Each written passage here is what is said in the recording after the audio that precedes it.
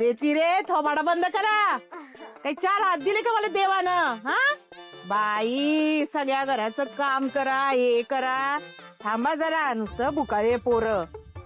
आत्या मला देते की चहा घ्या. दुष्काळात ना आली जशी. धर प्या. अगं तुझा भरला डबरा, लवकर तुला आली पटकी.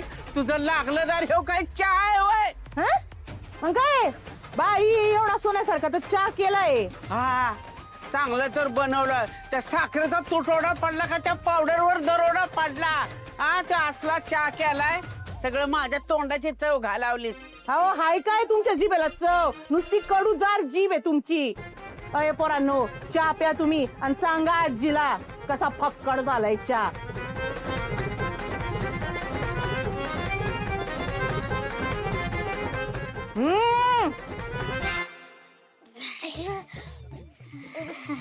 हे छान केलाय चहा. घ्या, चांगला झालाय चहा तुमचं. म्हणजे लाली बरं झालं बाई आली. अगं मी काय म्हणत होते, सगळ्यांसाठी चहा टाक ना थोडासा. लाली काकी, लय भूक लागली, प्लीज दे ना ग. लाली वहिनी, आईने लय भंगार चहा केलाय ग.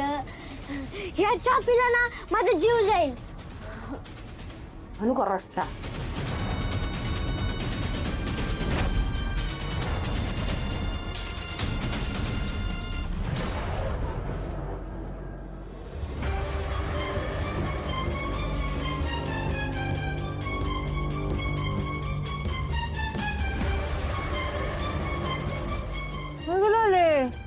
हा कुणासाठी डबा भरणं चाललंय?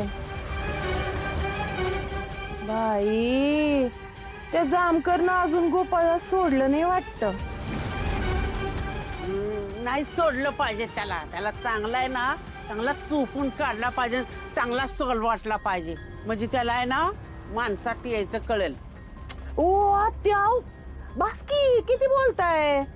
एवढं नका बोलू बाई, लालीला राग यायचा. येऊ दे आला तर, मी नाही घाबरत तिला. ती बी तिकडे मुडदा पाडला असेल तिने बी कोणाचं तरी.